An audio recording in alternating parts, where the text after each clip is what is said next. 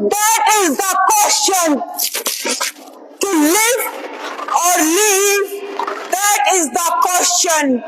Learned so far while working so hard, I realized I am not the woman you always wanted me to be, and I don't feel sorry.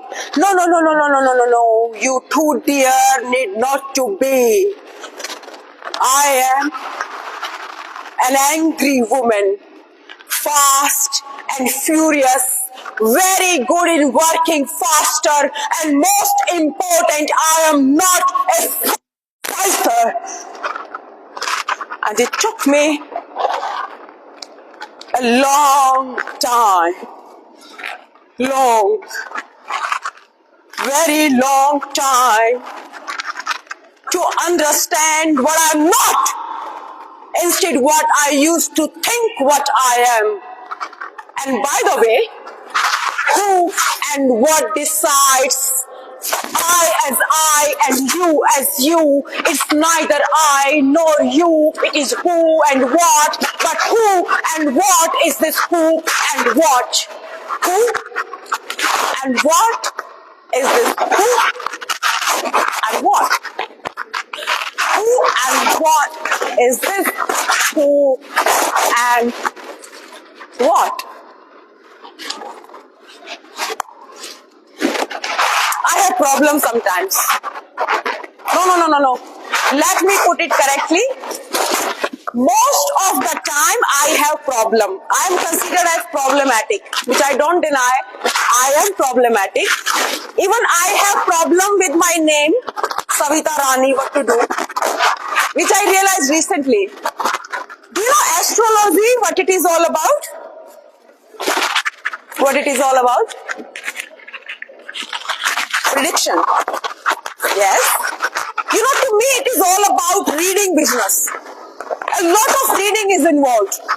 Like your forehead reading, face reading, your hands reading, palm reading, your dreams, your future planet, you know.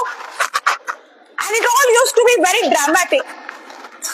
Have you ever seen palm reading? First, what they do, putting a lot of white powder, then just wipe out the extra powder because lines are very tiny, becomes clearly visible, and then using a lens to read those lines and then predicting one's future. We humans are very curious to know the future. And why should we not? If we humans will not be curious to know the future, then who will be? A dog? Frog? Cockroach? Elephant? No, we humans only. This is what makes us superior over other species, isn't it? That's another thing, that we are stupid enough because our futuristic understanding is just limited to, am I going to get married? Oh, what kind of marriage it will be? Will it be a love marriage, arranged marriage, love come arranged, live in something? Oh, how many kids I am going to have? Will it be a boy or a girl? Am I going to be rich? living comfortable, luxurious life. Who cares what other future can mean to us? Who has time to think about that? So once, one of my friend was doing it with me and he was doing it differently. He was doing it with a name. He said, Savita, your name starts with S. I said, yes, no doubt about it. Very intelligent. And then he started elaborating my character. But first, telling the characteristics of all those great people whose name starts with S and who has lived through mythology or history, for example, Sita. And then comparing my characteristics with their characteristics. And then on the basis of that, my future. So quite a long process to process. So I listened to him for a few minutes, but then suddenly one thought came in my mind. I said, stop. I don't think so it is going to work upon me. He said, why? I said, because this name, Savita Rani, is a random name. There is no calculation behind it. Like it was not given to me at the moment of my birth, by any ritual, by any priest, not even by my parents. He said, what? How is it possible? I said, dear, that don't ask. There are so many things these days, seems possible, not happening, quite impossible. Many things seems impossible are happening, quite possible. Mine is just a name. With name, anything is possible. So the story behind my name is, I was maybe 5-year-old. It was the very first day of my life in school. Teacher asked me, what's your name? I said, Binu. It's my nickname. She said, what? It's very small. Name must be big. So that when you speak your name, person hearing it feels good about it. I think that's why people used to ask, what is your good name? No? What is your good name, ma'am? Janagi. See? Big. Sir, yours? But yeah, I mean, need to hear a little bit more. Sir, yours? You see? Impressive it should be. When you speak it, other person feel like, wow, big. And many people make their name big by putting some tag like Shri, Shri, Shri, Shri many times. So the idea is to make your name big enough so that it sounds good enough. So my teacher, she asked me, don't worry kid, I am giving you 2 minutes, you think of a name. And I was lost. I was just 4 or 5-year-old, having no idea what this name business is all about. But then, she didn't even give me 1 minute. She wrote something into the register, closed it, and said, done. Your name is Savita. I said, okay. I was saved because I would have been standing there for next 2 days without able to think of any name. I would have said another name, Monu, Sonu, my brother and sister nicknames, or my friend's name, Chinu, Chiku, Billu, Tinu, Bittu, but all these names are small. A small child can think of only small names. So this is how my first name, Savita, came. Then how this tag, Rani, came. So I was in this first class, and second, third, fourth, fifth, sixth, seventh, 8th class. So many of you must be aware that 8th class onwards, real name used to start. Means whatever you study 8th onwards, on your documents, your certificates, same name must appear. And that is called real name. So you have to be very careful in filling the examination form. I remember filling the examination form, writing Savita Kadyan. So teacher asked me, now it's another teacher, another school, what is this? Huh? What is this? And I was like, why is asking me like this? I said, my name, sir. No. Why did you write Kadyan? I said, my father's surname, sir. He said, come here. Kid, you are so ignorant. Nobody told you. You are a girl. You should not write your father's surname here. Because after marriage, it will be a problem. Then you have to replace your father's surname with your husband's surname, and that is going to be very exhausting task. It is going to be a problem. So to avoid this problem in that time, simply don't write it now. I was only 14-year-old at the time, and he was planning my marriage already ahead of that time. How futuristic he was. So he said, don't worry, kid. I am giving you 3 choices. I said, okay. He said, Kumari, Rani, Devi, choose one. And I was again lost, even scared this time, thinking how miserable my life is going to be after marriage with all this name-changing game business, which my futuristic teacher just announced in front of me. And second, I must believe him. He sounds so intelligent. He's telling me my future. So, standing over there, I kept speaking to myself, Savita Kumari, Savita Rani, Savita Devi, Kumari. I said Rani. Maybe I felt Rani is better at that time. I don't know. But I don't consider it as a choice today. Though there were 3 options, but still, I don't consider that a choice at all. So this is how my name, Savita Rani, evolved with the help of these 2 random teachers. So after I gave the exam, mark sheet came at home. And first my sister, she looked at it and she got shocked. She was like, who is this? Rani? Savita? And names are like reference point. If you are at some place, somebody says this name, you can say, oh, it's me. That's all.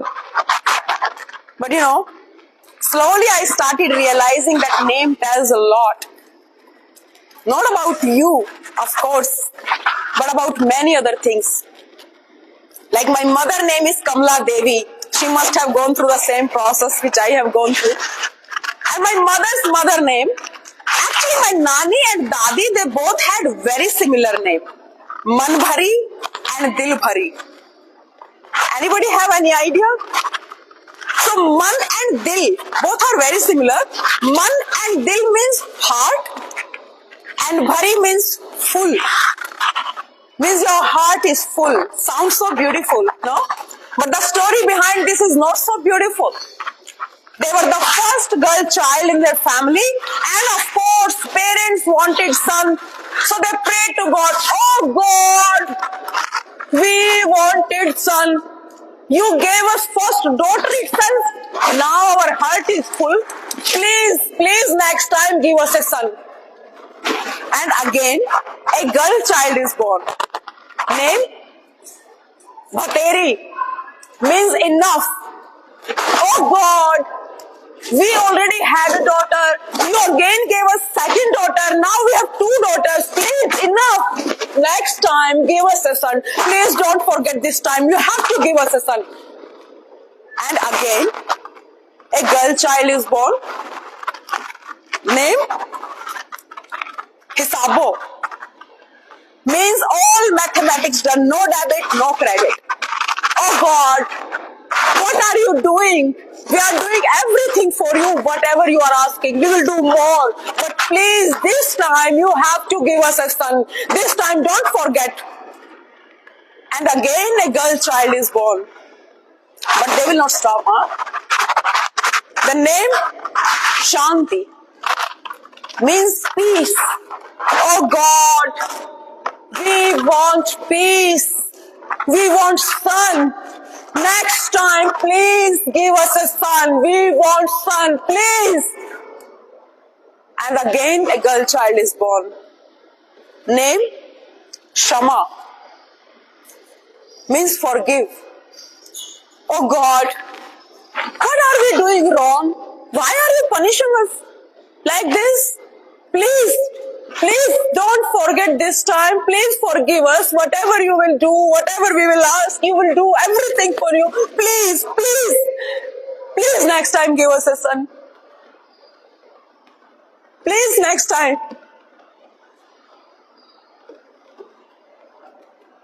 Name tells a lot.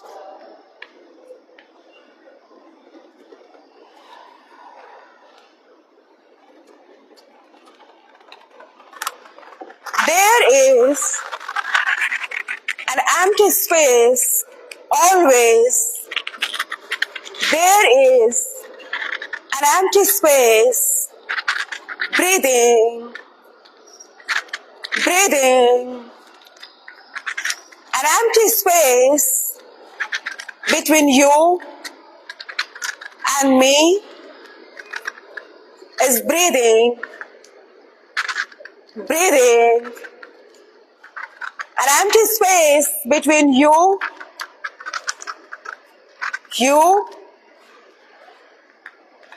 breathing,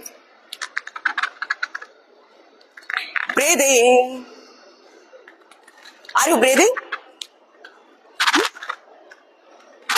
Are you breathing? Please check. Make sure. Breathing is the most essential phenomena of our life, and at the same time most taken for granted phenomena of our life. And it is under threat these days. It's getting difficult day by day to breathe. No? You know, we travel. What I'm asking, we love traveling. I love traveling. I do that a lot. So once I was traveling from Chennai to Delhi in a train with few other friends. At one station, train stopped. Few people entered inside our compartment. They were selling this mythological textbook, Ramayana, Mahabharata, Gita. You must have seen them. So what they used to do, they used to enter inside the compartment, giving books to the random people and then exiting into the next compartment. So the idea is to give you some time, make up your mind, you go through the book. If you want the book, when they come back, you give them money, keep the book. Otherwise, simply just return the book if you don't want. So one of them put the book Gita in the lap of my friend who was just sitting next in front of me. My friend asked, "Excuse me, what should I do with it?" He said, "Read it. You will find answers to all your questions there." My friend asked, "But how? Can you just brief a bit more about it? Tell more." He said, "Wait, I'm coming." And after a few minutes, he came back with his boss, means a senior person among that group. He said, "Okay, you people want to know what this book does." We said, "Yes." Then they all sit with us comfortably. And then he started explaining. Actually, he started very well. You know, it is my personal observation that most of the men, they always start very well, but then they completely go out of the track after some time. So he did the same. He said, "You know, nowadays, globalization is happening. World is changing. Everything is getting affected. Families, relationships, everything is getting affected. Nowadays, we are seeing that women are educated, free, moving at their own, independent. There are so many cases of abortions happening among unmarried girls. It's so bad." You see starting from the world politics and then coming to where? He said, "It's very bad for our culture." I said, "You are saying before we were very good. We had very great culture. But women were denied of education. So many other people denied of education. What was great in that?" He said, "Who says women were not getting education? They were getting education at their home, first by their father, then later by their husband, then by their son." It seems like in this setup, women's study never finishes. For their whole life, they keep studying. So he said, everybody was okay. I said, "Sir, tell me one thing. What do you think about the abortions happening among families for the desire of son?" He said, No. That's completely different thing." I said, "No. How is different thing? There was never a great time for women. Ever. Even the time you're talking about this Ramayana, Mahabharat, that time was also not great. He said, how can you say that? I said, come on, look at your family tree structure. Desire of son is so prominent. Everybody is having 100 sons, 5 sons, 2 sons, 1.5 even, you know. What do you think? Girls were not getting born? They must be. But then because they were unwanted, they were thrown away, you know, to die by themselves, like Sita. He said, no. In that time, girls were really not getting born. And he gave very interesting explanation. He said, you know, in that time, men used to be very controlled, meditative, like a tapasvi. He will never ever do anything wrong, and that's why in next birth he will be again born as a man. I had no idea from where he was coming up with all these kind of explanations. In the beginning I was like, I don't know, but then I tried to understand. I said, okay sir, according to your theory, I am a woman in this birth. It means in my last birth, I was a man. I did something wrong, and that's why I am woman in this birth. But wait. According to your theory only, if in my last birth I was a man, then it also means that last birth also I was a man, controlled here, because in this birth I am man here. And according to that, in last birth also I was a man, very much controlled. And then it also means that last to followed my last birth also I was a man. And if I was so much controlled in last to followed my last birth, then how suddenly just in last birth I became uncontrolled? And instead of having any check on me, I was simply left to be punished by myself, born as a woman in next birth. Wow, what a privilege I had being a man. And I got so angry. I saw the picture of Krishna on the cover of Book Gita, and it reminded me of my childhood days watching on television Mahabharat. And it particularly reminded me of that scene of Krishna where he is getting angry. He is taking Virat Roop. I felt that I am getting bigger and bigger, taking this Virat Roop. I said, you monster, do you even believe what you believe? I'm tired of hearing these terrible ideas people having from time to time. You didn't change at all, huh? Once I heard there is a male peacock and there is a female peacock. Male peacock tries and put tear of his eye into the eye of female peacock, and that's how female peacock becomes pregnant. How pure they are, because they don't do sex. At least they could imagine a male peacock to cry. Imagine the same process happening within humans. How difficult it would be for a man to cry. It's a woman who has to cry, put tear of her eye into men's eyes, because men's eyes are dry, because they can't cry, or they are not allowed to cry, they are not permitted to cry, and that's why it's dry. Another monster saying, if a woman in her periods cook, be aware man, don't eat that food.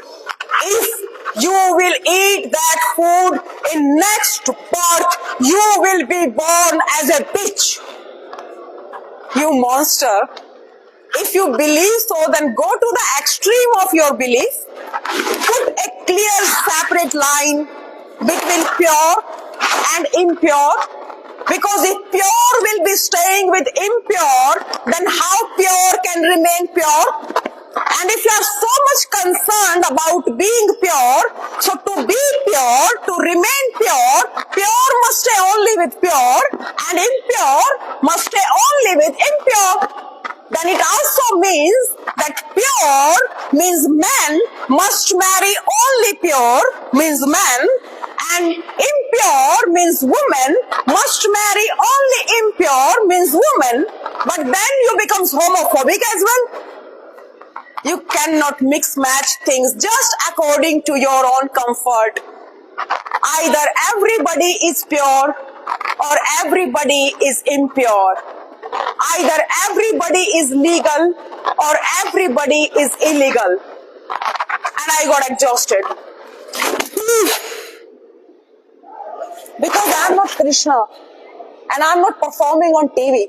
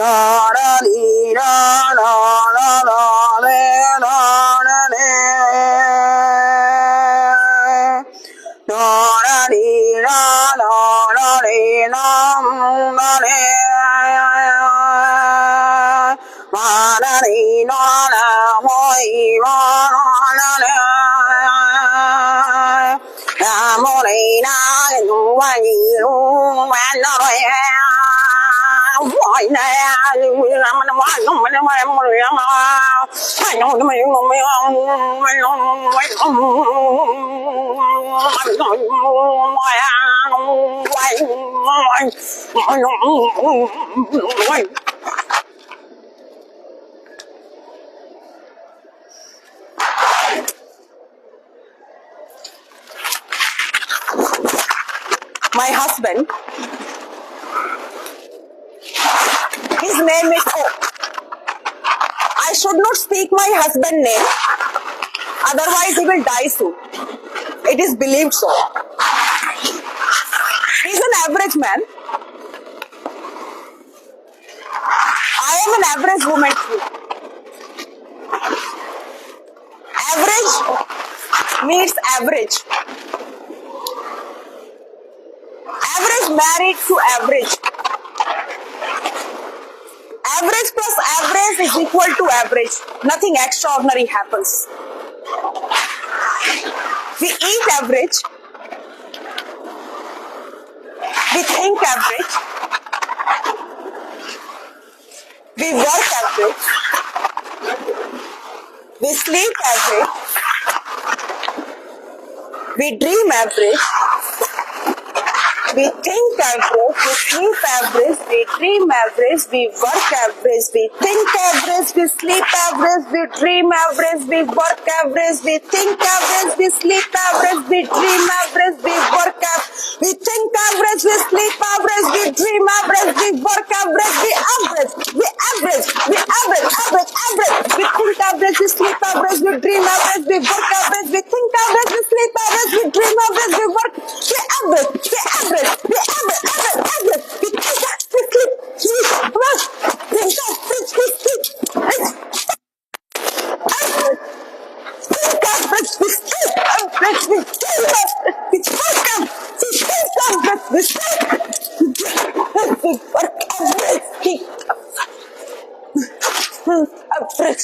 we sleep,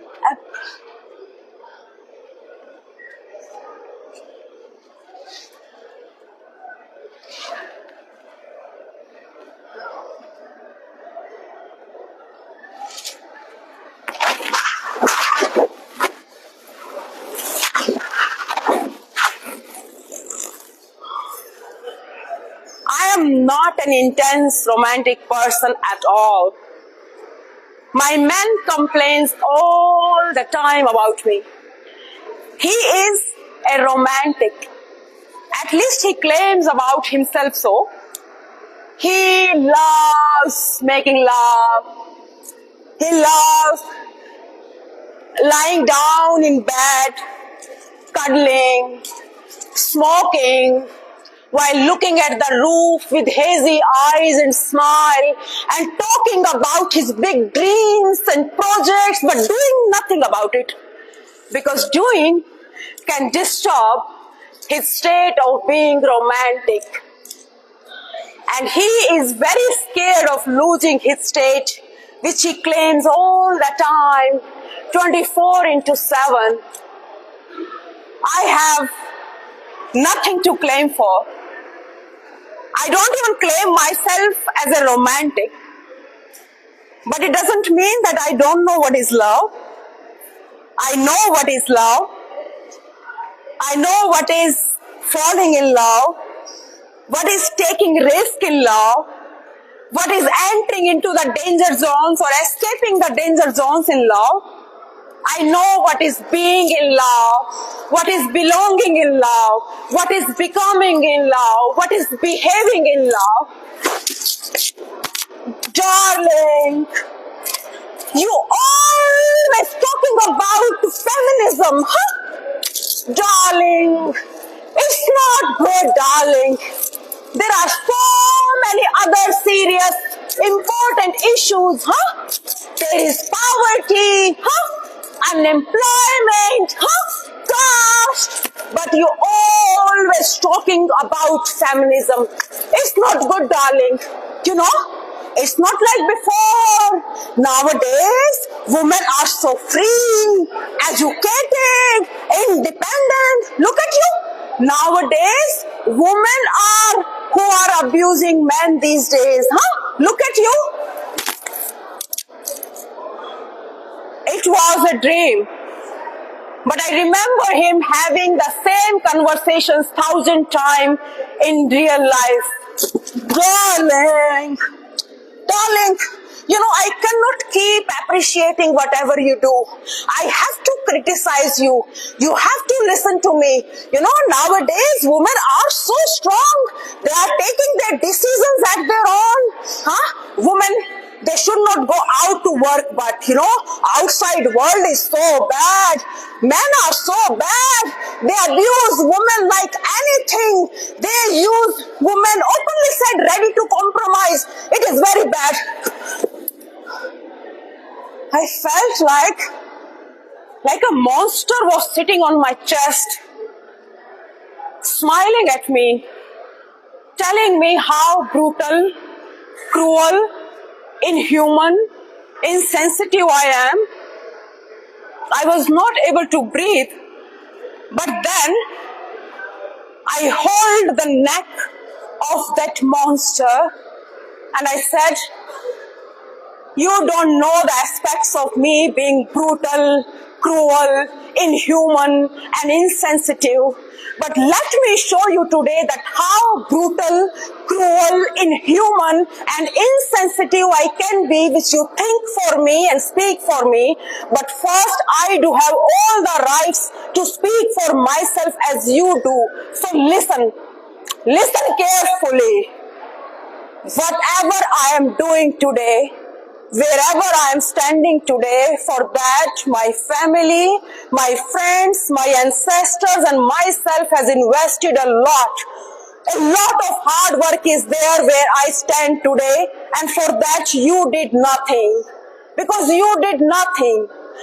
You did nothing except claiming yourself as a romantic, as a peace-loving guy, just on the basis of your stupid act of making love.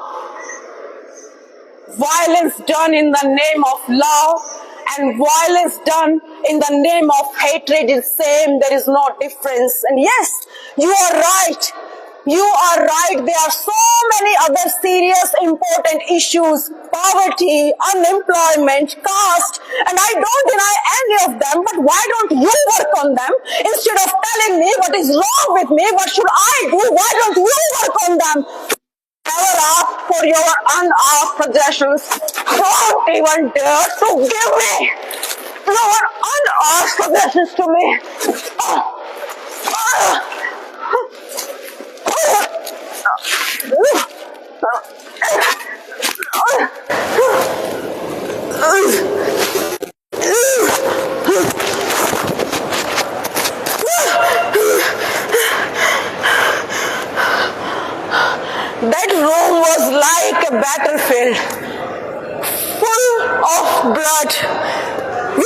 both were lying down and tangled into each other,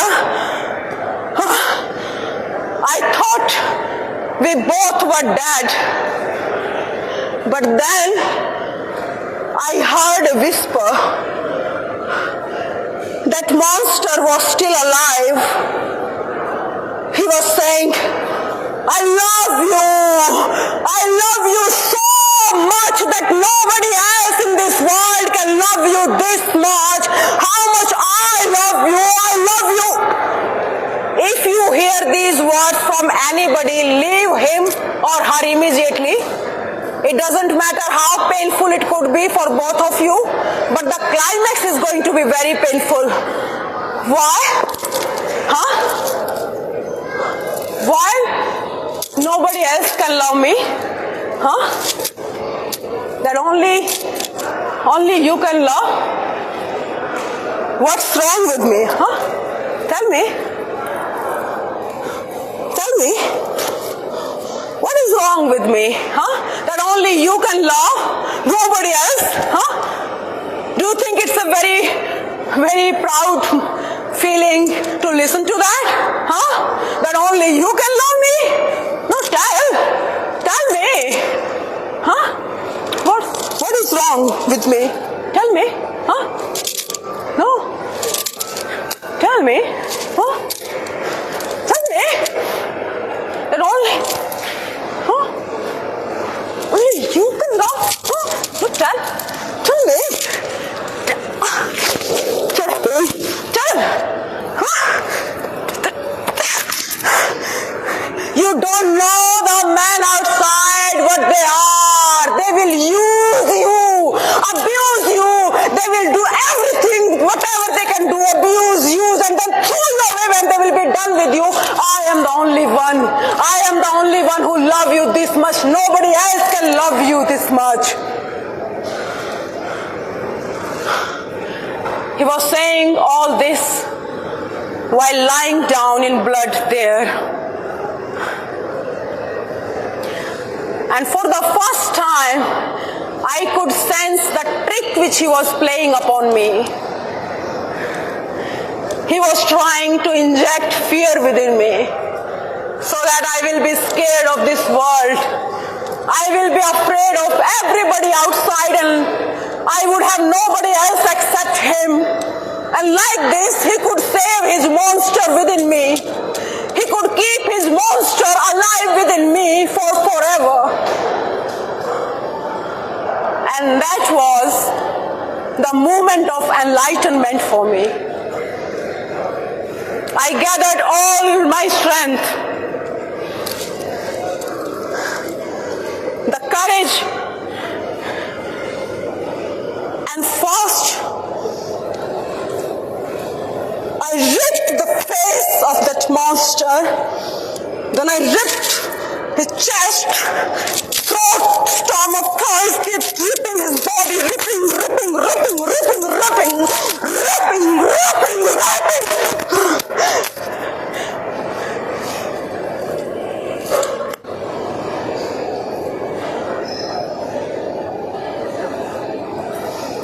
But for the first time, I felt that my nails are really beautiful, meaningful and functional at the same time.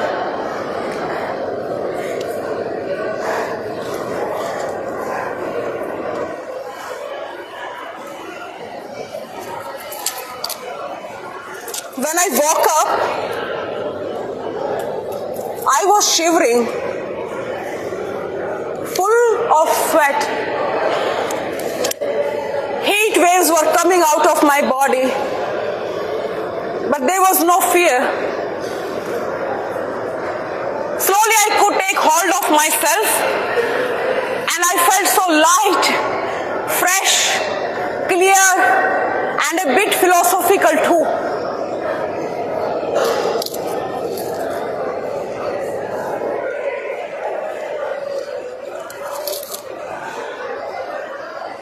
Who says that we could see only with wide open eyes? It was a dream that made me to see that monster so clear, crystal clear, which was sitting on my chest like a stone and making me feel heavier day by day. If you feel heavier than happier in any kind of relationship, then it means that you are not in love.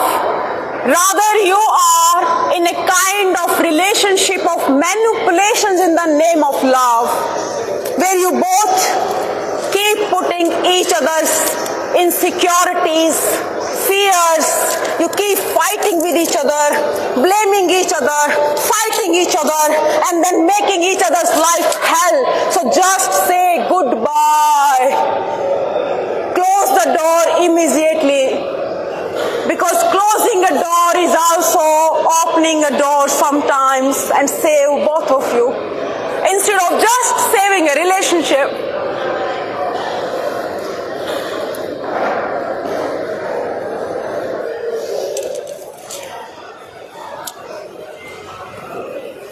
An act of making love. An act of making love is not only about bodies,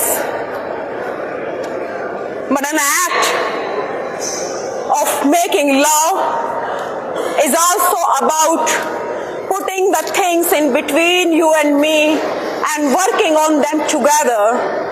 That is also an act of making love. But just to save a relationship, living together, eating together, sleeping together, it takes us nowhere. It doesn't matter how much work you do to be in the state, to live in the state, it's never enough. It keep asking, keep demanding, keep expecting, and you keep working hard to be in the state, to live in the state unless you got exhausted completely, almost dead. And then one day you realize, oh, you were not important. You were not counted. You even didn't matter. It doesn't matter how much work you did to be in the state, to live in the state, but you were never in the mind of state, and you yourself were never in the state of mind to realize that you were never in the mind of state, and now it's too late. It's too late. It's very similar to like we live in a state of nation as notion of anywhere, of any kind, of any time.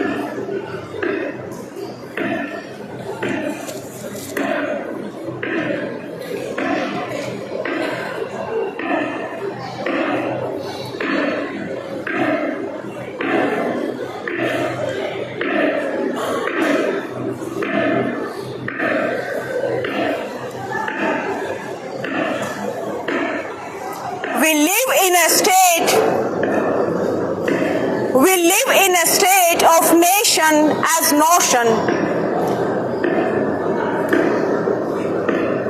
We live in a state of nation as notion, where government is a factory. Where government is a factory of go with amendments on the name of democracy, and democracy is democracy. Democracy is democracy, demo of crazy, greedy plus lazy is equal to crazy, where people on the name of one religion go crazy, and religion is nothing. Religion is nothing but a basket of lies, and a believer who keeps pushing that basket of lies and be in the state of lying forever, standing on toes, on the line, online, all the time, as pet of roids, as patriot, via support of political leaders, and political leaders are under fear of ideology. Political leaders are under fear of ideology of capitalism, and capitalism is a list of things to be sold.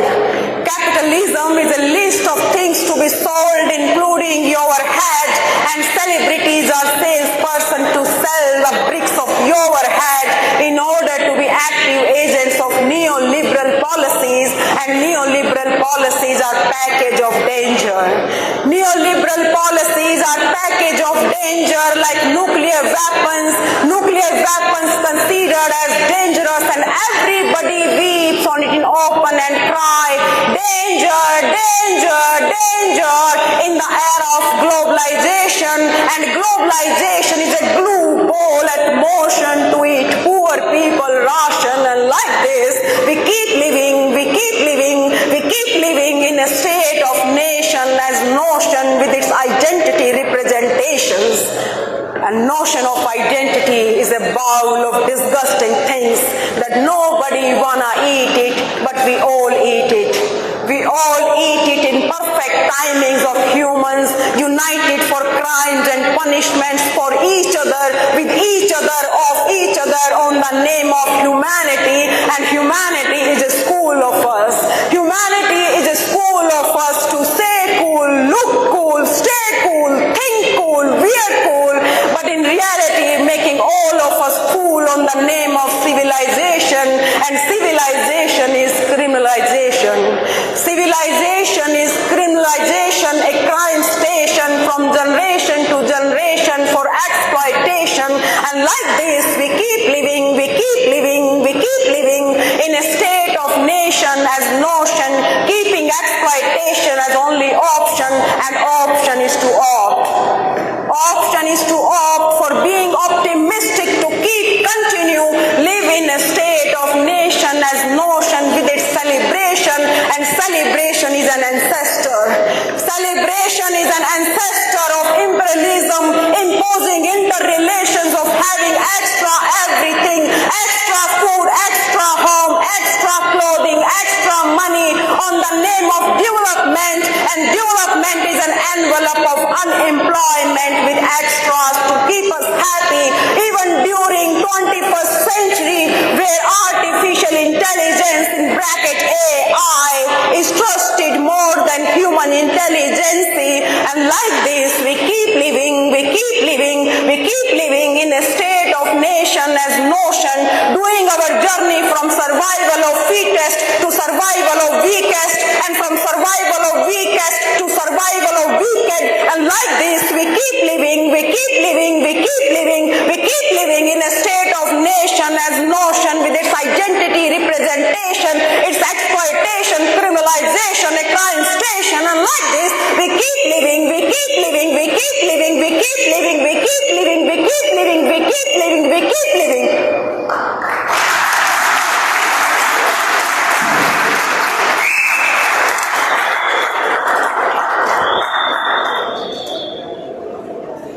I think it's enough. I'm just, thank you.